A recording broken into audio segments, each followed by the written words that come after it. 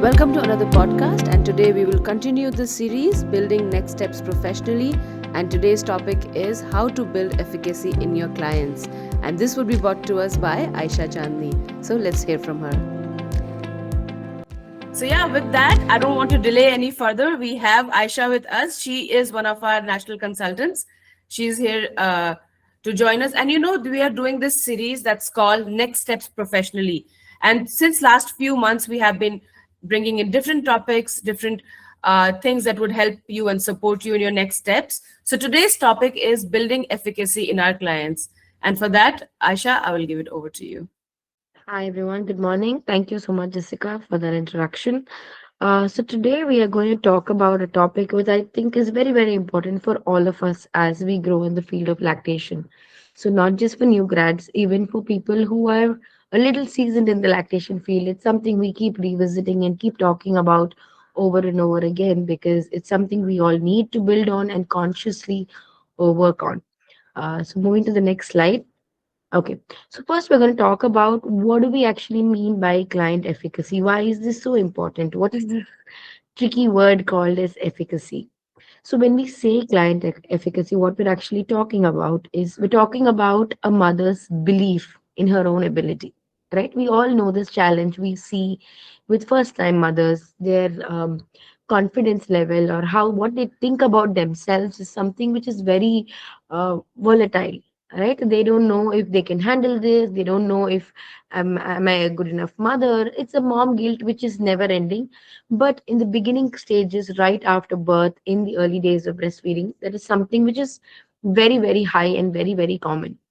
So, what we're actually building in her is not just the skill sets that she requires for breastfeeding, building in her confidence, we're building her understanding and a sense of ownership in the whole process of breastfeeding. Because in the long run, that's what is going to work for her, right? Us coming in for one consult and telling her do this, do that, latch this way, position this way, milk transfer is good, oh, weight gain is good, great job, and walking away is not going to help her breastfeed for however long she wants to breastfeed. But making her have better breastfeeding outcomes, lesser anxiety, and more persistent, because we all know it's not a one time solution. Every day of breastfeeding brings in new challenges to the mother. So if she's going to step up and say that, yes, I can do this, I can confidently problem solve and navigate through my breastfeeding journey, it comes from us. We are that point of contact which builds that kind of confidence in her, that kind of support in her. So our support should not be focused on only the immediate issue. Our support has to be focused on making her, what to say, independent of us, right? She should not leave our consult feeling that, okay, I can do it in front of her. I don't know if I can do it by myself. Right? That's not the thought she should leave it with. She should leave it with a sense of accomplishment or a sense of confidence that, yes, I think I can handle this. I think I've got this. So, how do we build that is what we're going to see in the upcoming slides.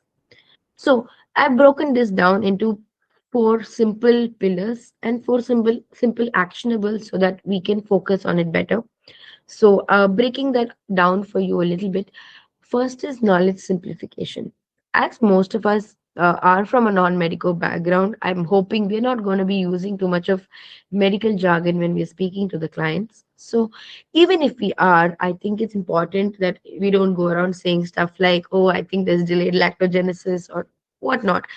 Try to break down the terminologies into digestible steps for the parents so that they understand what's happening, and we're not spending too much time giving them like a physiology class or an anatomy class. Yes, it's important to make them understand how this process is working, but we have to make it into practical actionable steps for them so that they can start working and building on it from that. So this is a very important part of building efficacy, right? Simplifying the knowledge. So I'm going to just roughly run through these four topics and then I'm going to give you a few case studies which will help you understand how we can practically implement them.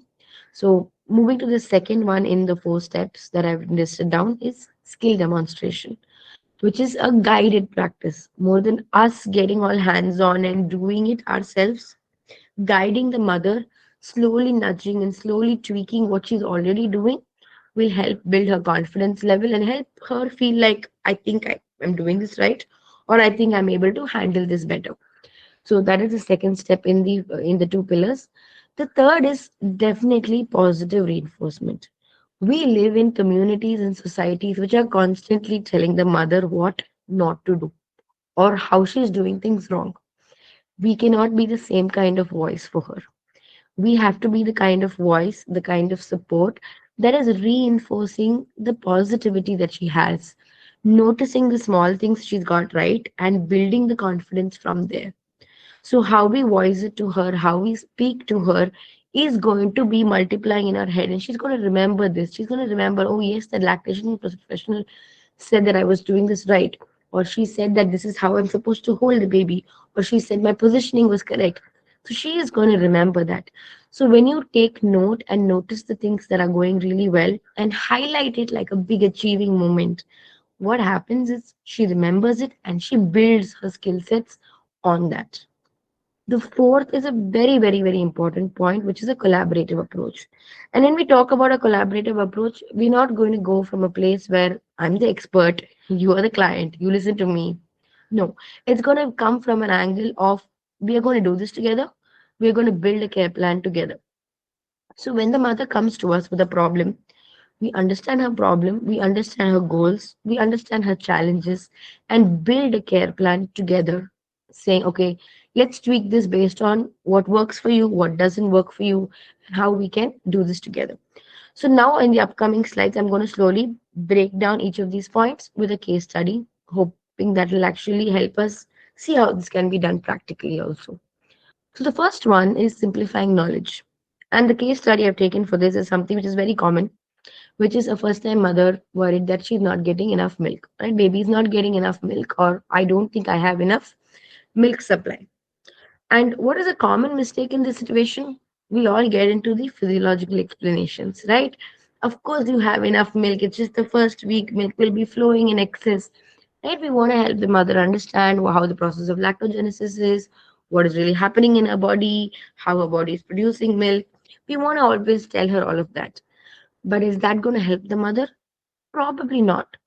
So, what we can do instead, how we can tweak this process, is make it into observable signs for the mother. How can the mother notice the signs of milk transfer? How can she notice the signs that yes, there is milk, baby is getting enough milk? So I've written down three common signs that I usually tell clients. You can always tweak this based on your clients, what you think is the most common sign that she will notice, and which is predominantly I've written wet diapers, rounded cheek when they're latching, and it's not just the swallowing sounds. A lot of the time they can't hear the swallowing sounds, but they can see the movement of swallow. Right? They can see this whole from the ears till your throat. They can see that movement happening, so we can help them notice these signs. And also the baby, once the baby is relaxed after a feed, the hands and the legs loosen up, and you can see that state of bliss when the baby's tummy is full and satisfied. So when they pinpoint these signs, saying, "Hey, why don't you look for these signs?" or "Oh wow, look at that, she seems so happy," or "She seems so relaxed." So when you help her see these signs, what's gonna happen is there's gonna be a shift. There's going to be a shift in the mother where she starts noticing these signs and observing that, okay, this indicates that baby is getting enough milk. So when she starts monitoring these signs independently, what happens is she knows for a fact that, okay, this is not just theoretical, it's actually happening with my baby. It's working for my baby, and I can see my baby is doing a lot better with this, right? So sometimes what we can ask the mother to do is we can ask the mother to tell us back, what are the signs you're noticing? What do you notice right now? What do you think is happening right now? Are you able to see how the baby's jawline is working? Are you able to see how happy she looks? Are you able to see that the swallowing is happening? And in the earlier parts of the feed, we can sometimes even hear the swallow sounds. So maybe the mother doesn't think that consciously that that is a swallow sound, but when you pinpoint it and make her look in that direction and notice these signs, she's going to continue to notice these signs later on as well. So, what is our focus here? Our focus is on actionable indicators, not on overwhelming theory. We want her to see the signs, we want her to see the indications which will help her understand that yes, your baby is getting enough milk. So this way we can actually build her own confidence that hey, I'm able to play the detective here, I'm able to figure this out, I'm able to see that it's actually happening, right?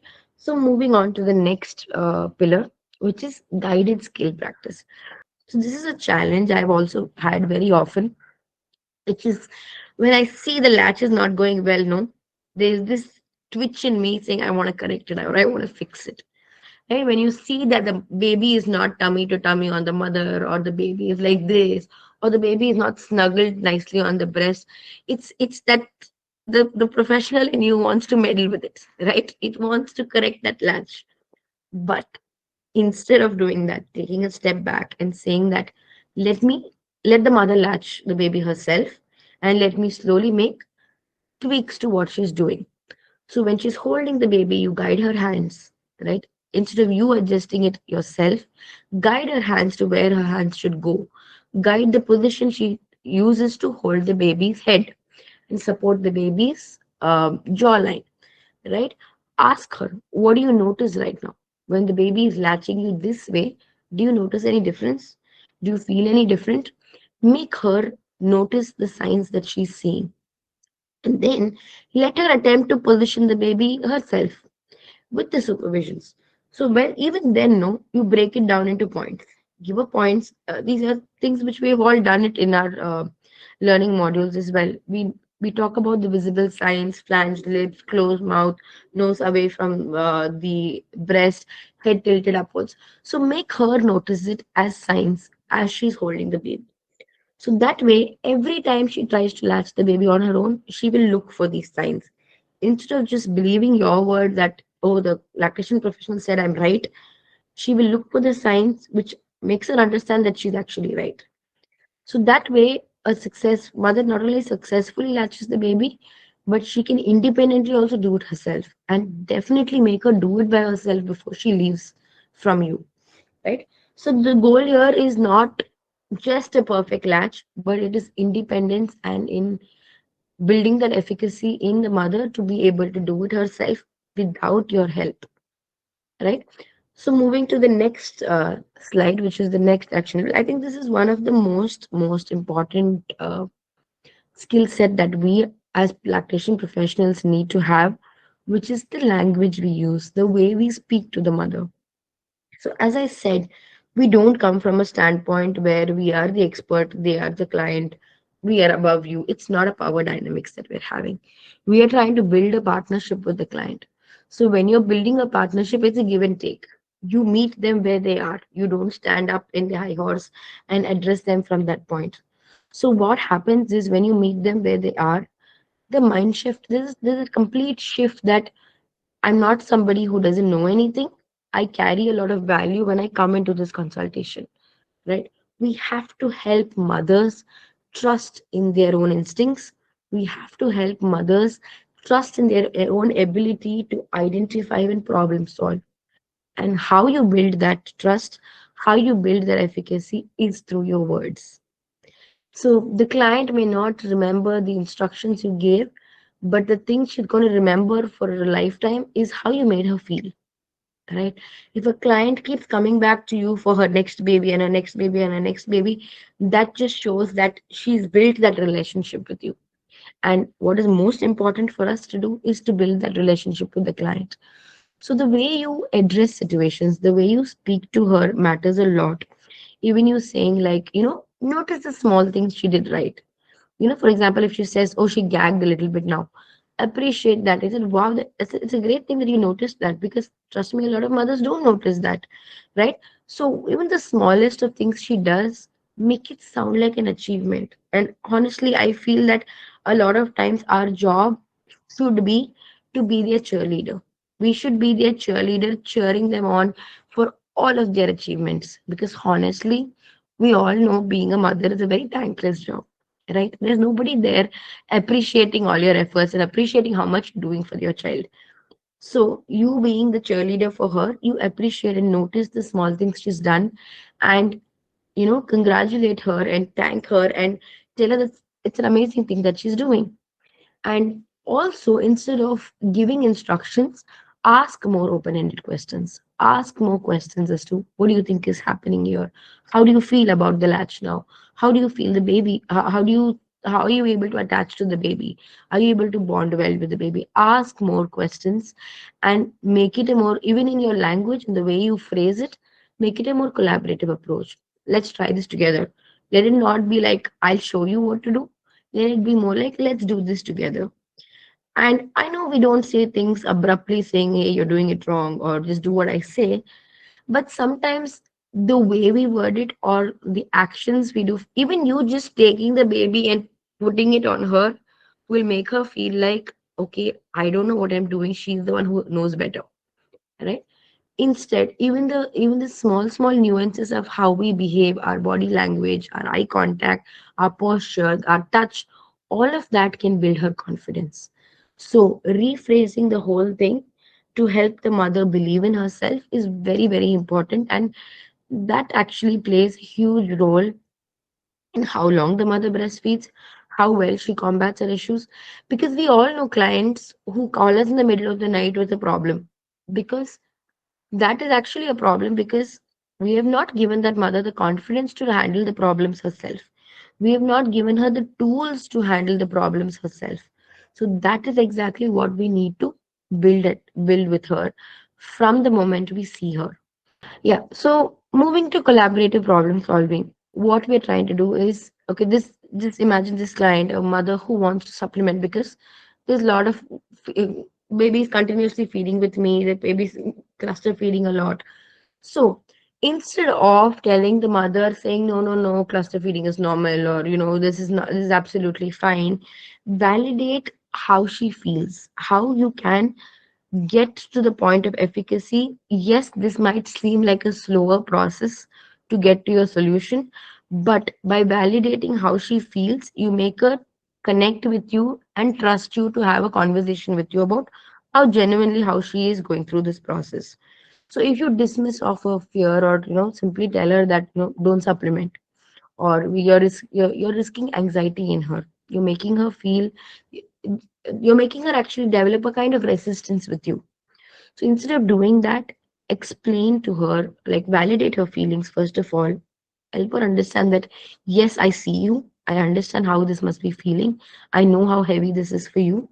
And validate her feeling. Explain to her what cluster feeding is, right? Simplify that whole process for her.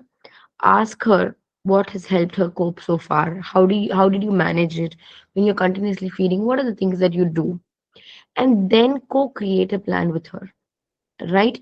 Draft. There are a lot of times we have to understand that one care plan is not going to work forever. There are a lot of times where you have to keep modifying the care plan, because it may be the best option in your head, but it might not work the best with the mother. So if that's not working, you need to tweak the plan. If that's not working, again, we tweak the plan. So that's how we co-create a plan together with them. So making sure that there's a partnership here with the mother, right, helps increase her sense of ownership in this process. So the mother actually continues to breastfeed. So if she says that, oh no, cluster feeding is really difficult for me, I'm not able to handle this, right? We come up with other solutions. Why is cluster feeding difficult? Get to the crux of the problem, and you can collaboratively do that only if you understand what is the exact pain point she's having in this. Is she not getting enough sleep, or she doesn't have people around her to support her? Is that why she's getting frustrated and agitated? Get to the crux of the problem, get to the pain point, the exact pain point she's having, so that you can co-create a plan around that pain point, right? So that way, again, we help the mother continue to breastfeed with confidence. And that way, she's also developed a relationship with you, saying that, hey, if I go to so and so person, she's going to understand me. She's going to give me something which works for me, right? She's going to help me problem solve through this. And once we all know, right? So once the mother reaches that threshold where she feels confident that, yes, I can do it, after that she may not come to you, and that's what we want mothers to be independent, that I can solve this problem and move ahead. Because breastfeeding is something where you are going to keep facing challenges. There are going to be times where baby might turn 3 months and you'll face different challenges. Maybe 6 months you face different challenges. Maybe 1 year after the solids have started, you face different challenges. So at every step of the way, the mom is going to face challenges.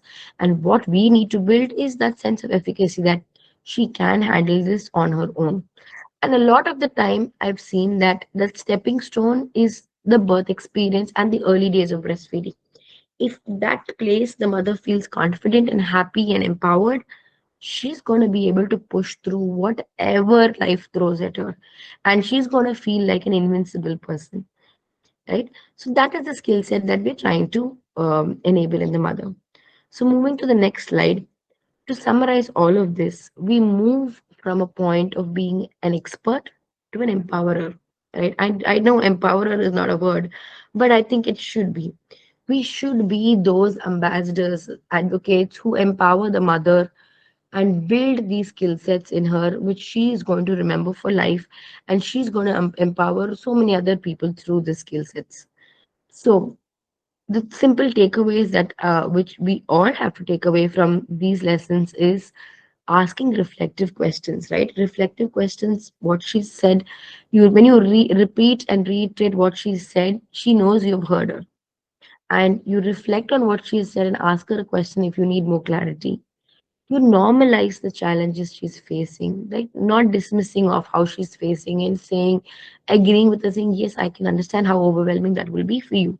Or yes, I understand that seems really challenging. So the teach back method is something which works really, really well because you know how much she's understood from what you've said.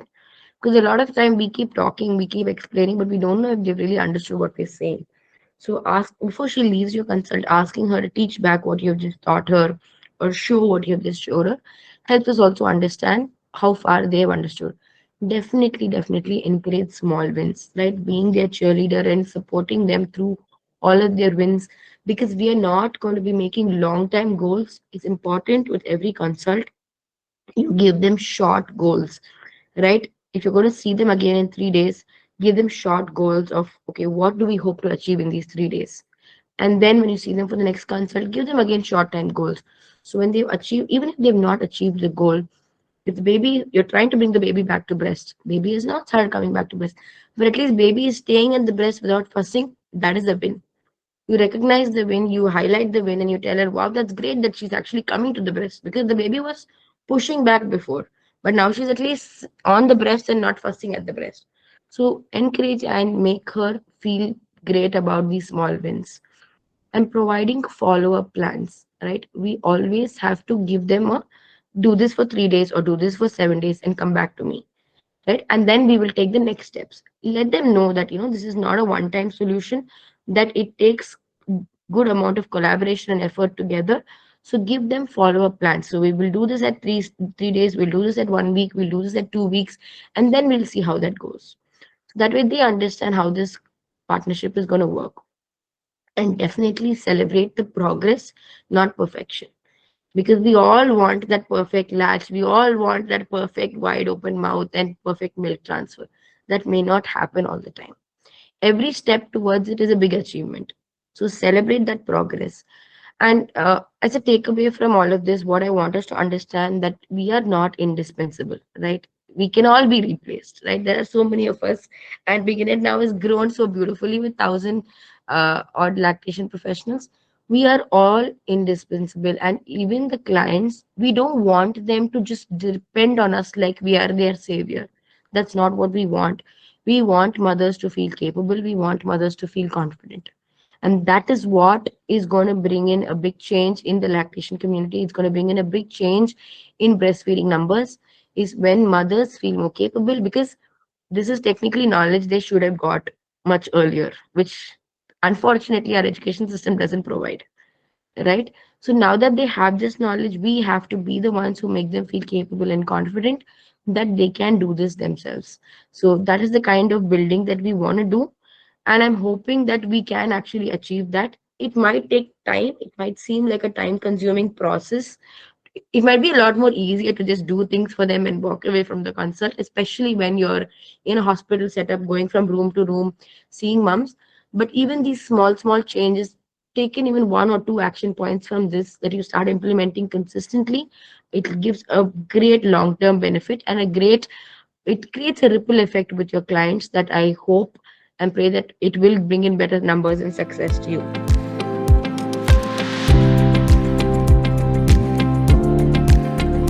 We hope you enjoyed that podcast. If you have any questions, feel free to connect with us online or via WhatsApp, and our team would love to support you with your questions. Until we meet next time, bye bye.